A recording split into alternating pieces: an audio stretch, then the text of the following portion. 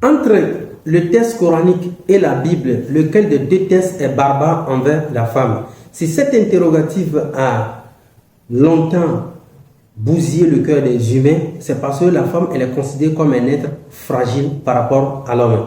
Du coup, dans la Bible, et comme dans le Coran, les deux textes parlent de la femme. Mais comment et pourquoi? Et en quelle situation les deux textes vont infliger la punition à la femme, Inch'Allah.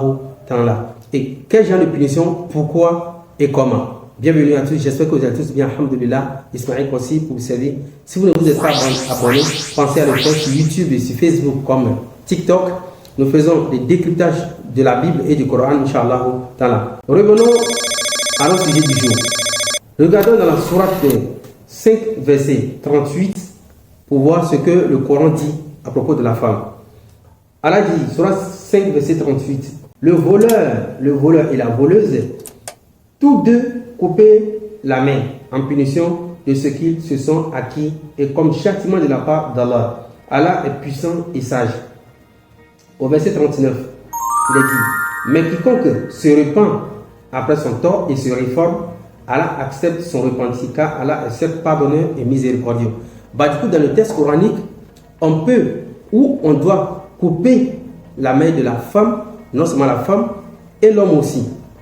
C'est une punition qui est proportionnelle par rapport à ce que la personne a fait. Au verset 39, Allah subhanahu wa ta'ala, il dit que si la personne se réforme après son tort, on peut toutefois lui pardonner. Du coup, ce mot le châtiment lié au vol est souvent circonstanciel et vu aussi la gravité des faits.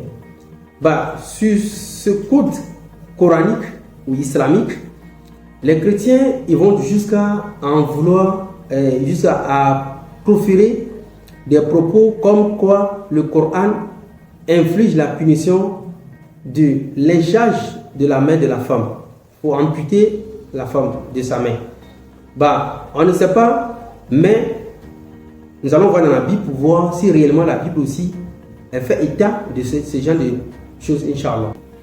Si nous regardons dans la Bible, dans Deutéronome 25, verset 11, il est dit, lorsque des hommes se querelleront ensemble, l'un avec l'autre, si la femme de l'un s'approche pour délivrer son mari de la main de celui qui le frappe, si elle avance la main et saisit ce dernier par les parties honteuses, tu lui couperas la main et tu ne jetteras sur elle aucun regard de pitié.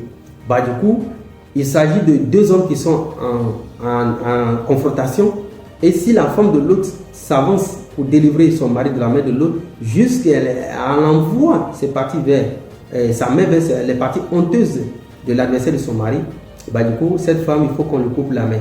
Jusque-là, moi, quand j'ai lu ce code biblique, franchement, wallahi, jusqu'aujourd'hui, je n'ai pas compris. Je me suis posé la question, comment est-ce que, en défense de son mari, la femme, il faut qu'on lui coupe sa main? C'est là l'idée m'est venue, mais si les chrétiens s'acharnent, ils rabâchent sans cesser les calomnies sur l'islam, soi-disant liées au code pénitentiel par rapport à la copie de la main de la femme, moi je me suis posé la question si réellement les chrétiens, eux aussi, ont lu la Bible.